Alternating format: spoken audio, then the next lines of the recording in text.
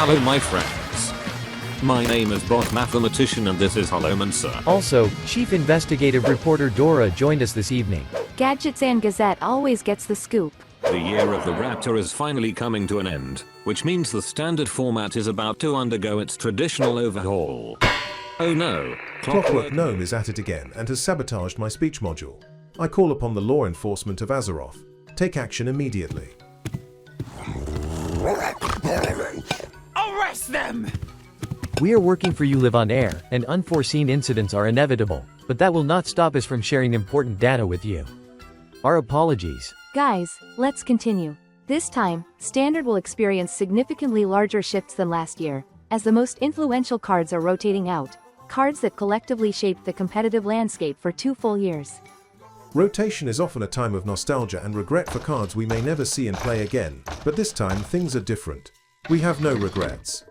It would be an exaggeration to say that the cards soon to rotate created the worst meta landscape in the history of the game, but they certainly made Hearthstone feel different, and we are seeing several signs of declining interest in Standard. Today we will talk about the most influential legendary cards that were, at least partially, responsible for this decline in interest. Using their examples, we will also discuss the design philosophy they represent. As usual, we will pay special attention to the usefulness of these cards in the wild format, so that it is easier for you to decide whether to disenchant them. And just for fun, we will also include the community's opinion on each card's potential power during the reveal season. Our list of the best cards is based on continuous observation of the meta over the past 2 years and on calculating a utility index that reflects each card's value throughout its entire time in Standard. In total, we take into account 15 different indicators, divided into several categories: win rate, popularity, influence within the class, flexibility across different strategies, and even usefulness in other game modes. For us, win rate has a higher priority than popularity, which means that cards that consistently occupied a stable niche and demonstrated high efficiency may rank higher than cards that were played very frequently but had only an average win rate. In fact, this list is the result of 2 full years of our work. In addition, we separately analyzed the entire 2-year history of each card's usefulness in the wild format. We truly invested a tremendous amount of effort into this project, and we would be extremely grateful if you chose to support us with a like, a subscription to the channel, and especially by enabling notifications with the bell. It means a lot to us. First, let's begin with a quick review of the cards that fell just short of making the main list. Personally, I find these cards even more interesting, because they clearly demonstrate the incredibly fierce competition for deck slots in the meta. Throughout their entire lifecycle, their average utility index ranged between 40% and 47%. Almost all of these cards are very powerful and appear quite versatile. They were part of the meta game for most of their lifespan, but they never achieved widespread long-term adoption. All of them have seen play in Wild, but not on a consistent basis, and most of the time they occupied positions on the periphery of the meta. Surprisingly, the card with the highest utility among them was Sky Mother Aviana. A card that initially looked more like a fun gimmick ultimately became a legitimate participant in the meta. Players constantly discovered new ways to use her, but the most effective one turned out to be based on exploitation. Spells that draw a specific type of card from the deck made it possible to reliably pull Aviana early in the game and then generate legendary cards at a minimal cost.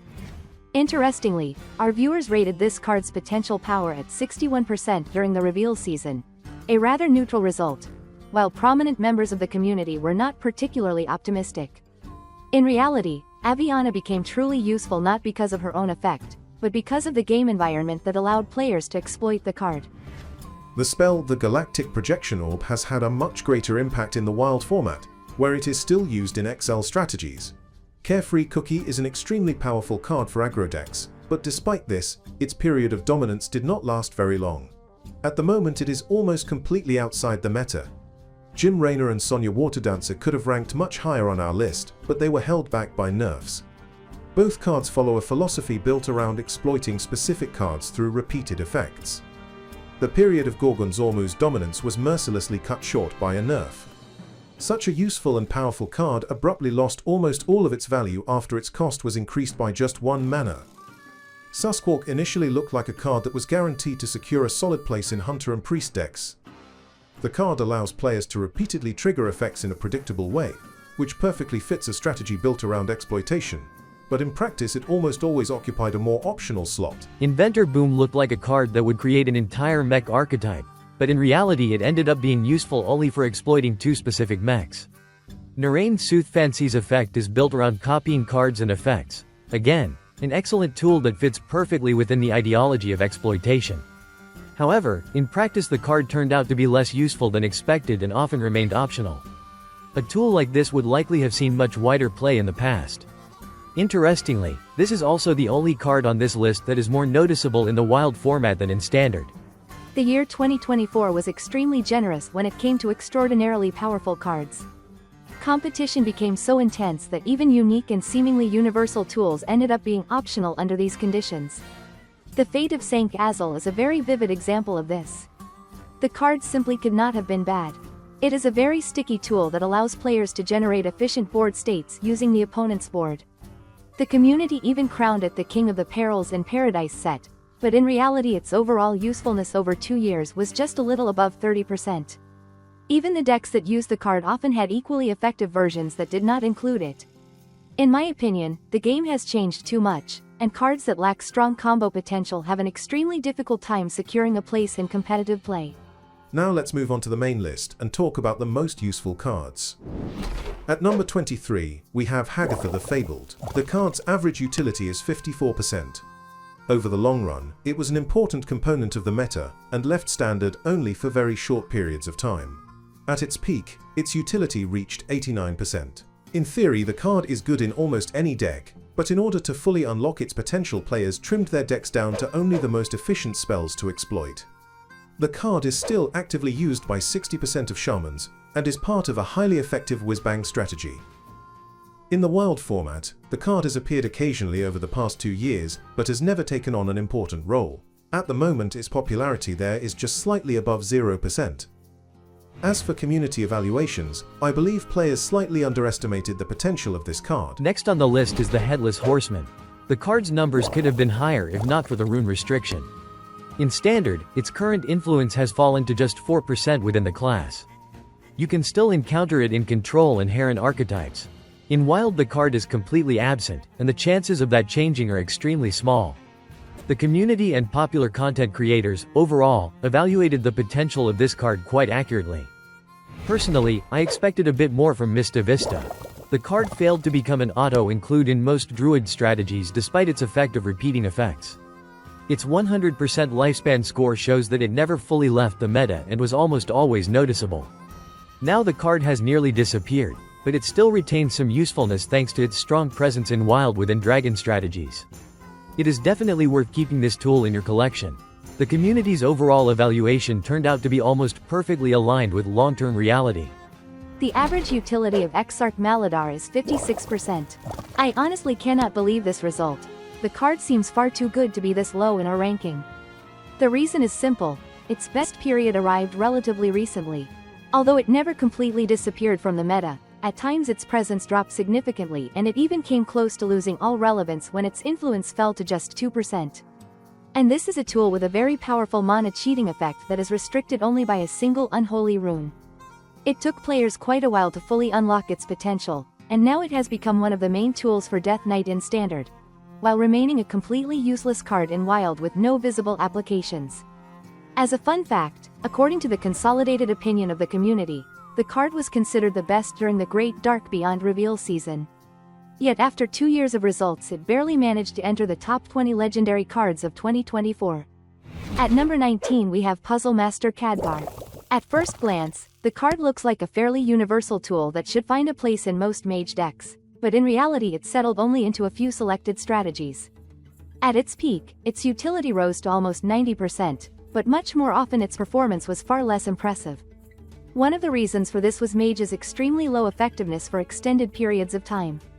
In Wild the card has seen occasional use but never became a stable component of meta decks. It is doubtful that this will change in the future. In my opinion, the community's overall evaluation of the card was fairly accurate. Next in line is Exarch Nael. The card became the foundation of Hunter's Discover strategy, which still has a key influence within the class. In addition, the card sees relatively frequent use in Wild, and is almost a regular part of the meta there. You should definitely keep this tool in your collection. Overall, the community evaluated the potential of this card correctly. It truly is Hunter's best tool. In 17th place we have Summon a Dark Marrow. At first glance, this is a tool for exploiting death rattles, and the card was indeed used for that purpose, but warlocks often used it simply to modify their deck with several broken Death Knight cards from Perils in Paradise. The effectiveness of this approach gradually declined after a series of nerfs. At the moment, the card has very little influence on the class, but players continue to experiment with it in many builds. In Wild, the card never found stable ways to be used. In my opinion, the evaluations of regular players turned out to be slightly closer to reality than those of popular content creators. After all, it really is the best card available to Warlock. The class also had access to another amazing card. Kerrigan, Queen of Blades, is essentially a smaller scaled turnaround tool. The AoE effect is combined with summoning minions. In theory, you neutralize the opponent's board while establishing your own threats that cannot be ignored.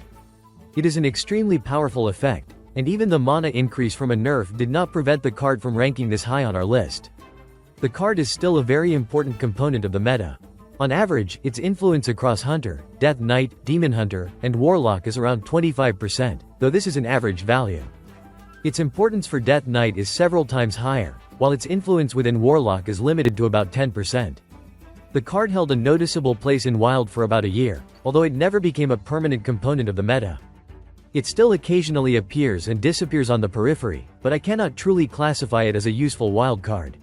The top 15 best legendary cards opens with Patches the Pilot. An incredibly powerful and toxic card that allows players to generate tokens throughout the entire game.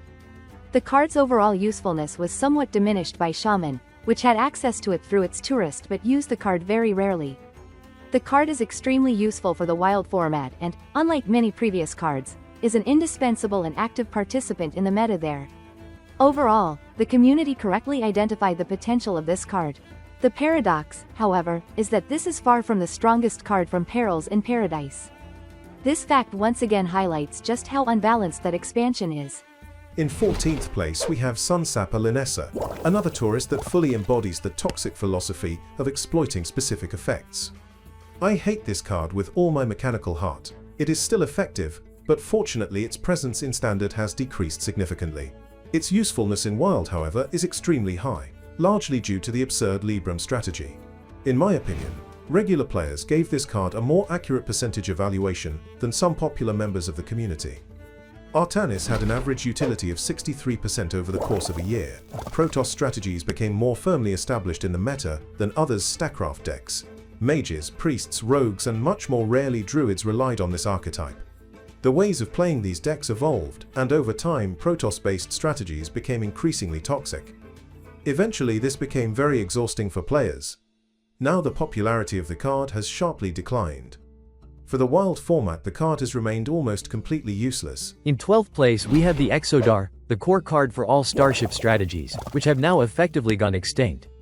These were the only notable playstyles that appeared after the release of the Great Dark Beyond, and they later created a large number of problems, including very low interactivity that prevented opponents from influencing the game plan. The Exodar became a powerful combo component and often served as the finisher. You simply stack stats and then, at the right moment, unload everything onto your opponent. Players evaluated the prospects of this card absolutely correctly during the reveal season. Orana Thrillseeker almost made it into the top 10 best cards. It is truly the most useful long-term tool for Demon Hunter, though not necessarily in the current environment. The card, like all other tourists, represents a very strange design approach. In practice, players used them mainly to gain access to specific broken cards that only strengthened their existing strategies. The card has almost disappeared from Wild, but it still occasionally finds effective applications, mainly in fatigue and pirate strategies. I cannot say that it is truly useful there, but at least it has some potential for use. Popular players slightly underestimated this tool. The top 10 most useful legendary cards begins with Shutterblock. The card perfectly reflects the design ideology built around exploiting certain effects, forcing players to search for the most efficient combinations. Although the card itself is not a turnaround tool, it allowed players to create incredibly powerful boards with immediate impact. For example, by generating boards full of Ziliaxes or 8/8 Murlocs. In addition, players have discovered, and continue to discover, many other ways to use it across different strategies. The card's usefulness never dropped to a low level. After the recent Whizbang buff, its influence within the class became more diluted. As for the Wild format, the card never managed to firmly establish itself there, but despite that I would call it promising, since I can see potential for it in the future. The community predicted the card's power with remarkable accuracy, ranking it number 1 during the Whizbang's Workshop reveal season. Though in this case it was not particularly difficult. Incendious has maintained an average utility above 70% over the course of 2 years. A nerf at the beginning of this game year temporarily weakened the card slightly, but it gradually recovered its incredible usefulness. In my opinion, the card itself is actually quite weak. Shuffling 5 automatically triggered consecration spells into the deck in the late game does not seem fatal by itself. The real problem was not the effect but the surrounding game environment, which made it easy to exploit mechanics like this. Incendious's effect turned out to be extremely strong under modern conditions, and the card found many scenarios where it could be used. It remains very important for multiple strategies even though its popularity is only around 4%. In Wild the card appears only on the periphery of the meta and is difficult to call useful. All popular community figures underestimated the card, and regular players did as well, but by giving it a 71% power rating, they were still closer to the truth. Next up is another tourist. The main reason Ham the Hungry ranks this high is not his native effect, but the ability to give Warrior access to extremely powerful druid tools that manipulate mana and allow predictable minions to be resurrected. Eventually, 2 of the 3 most commonly used cards in this setup were nerfed. Of course, Ham's own effect is extremely unpleasant, though often not quite as devastating by itself. However, even that effect became highly toxic within the Taunt Warrior archetype when combined with repeated resurrection effects. The card is an important component of the quest strategy and also appears in several different builds in the Wild format. The community as a whole predicted the potential of this card with remarkable accuracy. Grifter, Trusted Vendor turned out to be an overly powerful tool even within the new era of chaotic competitive gameplay. Its utility never dropped below 70%. The card is extremely flexible and offers players 3 random options out of 7 possible ones. Sometimes you hope to restore health, gain extra damage, draw cards from your deck, or generate legendary minions. But in the most critical moments, what you truly hoped to see was Amulet of Passions, which allows you to steal an opponent's minion and immediately convert its stats into damage. We have never had a stronger turnaround effect at such a low cost, and in truth, that is a problem. Players were able to remove taunts and convert their power directly into lethal damage. I grew very tired of this interaction. In addition, despite its interesting design, the card became an important component of several finishing combos, including those used in Discover Hunter. The card could almost always be found somewhere in the Wild meta, though it appears less frequently now. Popular players completely underestimated the card, and once again regular players turned out to be closer to the truth. Do you know which class card I hate the most? Chillin' Vol'jin. Why? Once again because of an incredibly powerful turnaround effect. No matter how strong your minion on the board may be, he steals its stats and transfers them to his weakest ally. This is one of those rare cases where the tourist effect itself is already insanely strong, and on top of that it also allows you to modify your deck with hunter cards. Those cards, by the way, also have very strong synergy and open up new possibilities for exploiting certain minions. It is no surprise that the card is heavily used in Wild. Players clearly underestimated its potential. Overall, the design philosophy behind Perils in Paradise is incredibly foolish. It is definitely one of my least favorite sets. In 5th place we have Marin the Manager. Despite its extremely high usefulness over the past 2 years, I have no harsh words for this card. It is simply a very powerful card that does not offer too many opportunities for abuse. While some of the fantastic treasures are arguably too strong, in my opinion they never became completely toxic elements of the game. Perhaps because the card was mostly used in control strategies, I tend to view it more positively compared to many others.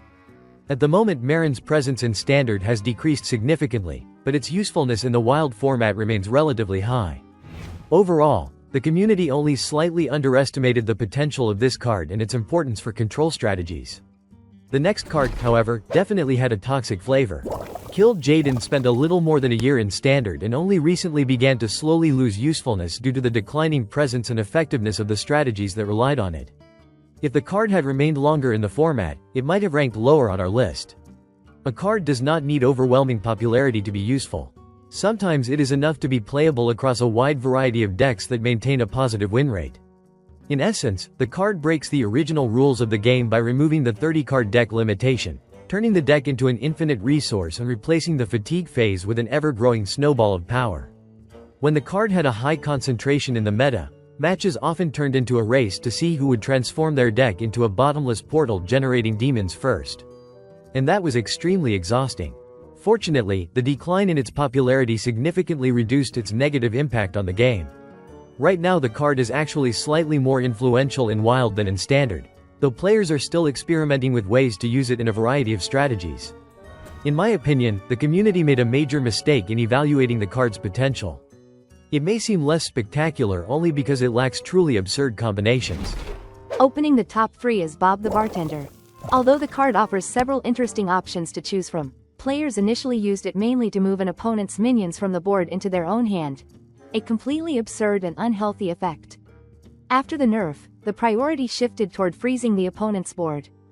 Who would have thought that in 2025 the classic Frost Nova effect, priced at an increased cost of 6 mana, would become so valuable? The answer lies in gameplay built around combo interactions, where stopping the opponent even for a single turn can buy enough time to assemble a combo or find its missing pieces. That is exactly why the card is used so frequently in the Wild format. In addition, the card can exploit random minions from your deck by creating copies of them. This is a much more narrow effect, but it is still useful in certain scenarios. Despite its deceptively harmless appearance, the card perfectly embodies the design philosophy of modern Hearthstone, a philosophy I hope we are finally leaving behind. The battle for the top spot on the list was fierce. Both cards demonstrated the same long-term utility. Both are absurdly powerful. Both were nerfed multiple times. Both are terrible from a design perspective, and both will undoubtedly go down in the history of the game. Let's start with the first one. The Ceaseless Expanse is the worst implementation of a turnaround card. In long matches, even after its cost increase, it destroys any board advantage your opponent has, often for 0 mana, while simultaneously creating a massive threat in the process and even serving as preparation for a finishing combo. And all of this happens in a completely linear way, without requiring players to make any meaningful compromises. This card did not just exhaust me, it completely drained me. At one time I was very happy to see the Titans disappear from Standard, since they operated on a somewhat similar principle, but compared to this card they now look like children's toys. By removing the Titans, the developers effectively replaced them with a series of neutral turnaround cards. Right now roughly a quarter of all decks actively use this tool. Even if you hate it, you simply cannot ignore it. In the Wild format its influence is lower, but it still remains a legitimate part of the meta. The community, overall, underestimated this card by a very wide margin. The second card that also shares the number 1 spot in terms of utility is Ziliax Deluxe 3000. What initially looked like an expansion of Hearthstone's design boundaries and a truly unique concept, ultimately turned, for me personally, into a massive disappointment. In theory, you were given the ability to assemble the perfect card from 2 modules to suit a specific task, which could result in many different configurations. But in practice, several configurations turned out to be far stronger than the others. The card could reduce its cost in token decks, it could buff the board in aggressive decks, it could grow uncontrollably in stats during the early game. It was used for exploitation through resurrection effects and the reborn mechanic. But in the end, the king of all combinations became the union of Rush, Divine Shield, Lifesteal and Duplication. In other words, yet another insane turnaround effect. Destroy up to 2 enemy targets without losing your own stats, create a massive threat on the board, and restore up to 12 health in the process. Nearly 2 years after its release, almost 40% of standard decks still use the card across numerous strategies that collectively maintain extremely positive win rates. It is no surprise that the card has also become one of the kings of the Wild format and remains irreplaceable there. During the reveal season, the overall evaluation from the entire community turned out to be extremely close to reality. The abnormal influence of Ziliax forces us to adjust our method of measuring card utility and introduce a bonus scoring system for cards with excessively large impact. We are clearly looking at the most influential card in the history of Hearthstone. Looking back at this entire list, I feel almost no sadness about losing the overwhelming majority of these cards. We know that not all players share our feelings, and that is perfectly normal. Experiences within a game environment are always subjective. However, as we mentioned at the beginning, there are signs of declining player interest. Based on this, it is reasonable to assume that the game environment of 2024-2025 may have caused some damage to the game. At the moment, the release of new cards has not led to a sharp return of highly engaged players. We are seeing some signs of declining interest in pre-orders compared to the previous year, which suggests that many players have lost faith in change, and colorful presentations alone are no longer enough to restore the trust of a broad audience. Players waited too long, and the team spent too much time ignoring this problem. The developers will have to prove through their actions that they have truly rethought Standard, and we will see what comes of it. Dear viewers, what do you think? Are there any cards you personally will miss? Do you agree with the statement that Ziliax turned out to be an extremely toxic card over the long run? Are you glad to see it disappear from Standard? Let us know your thoughts below and join the polls in your community tab. Remember to like, subscribe, and hit the bell icon to support our content and stay updated. Finally, we want to express our boundless gratitude to our sponsors. Dear friends, your help is invaluable. We will be grateful for any support. Okay, that's all for today. Thank you for spending this time with us. We really hope that we will have the opportunity to get in touch in the next video. Take care of yourself. And never give up.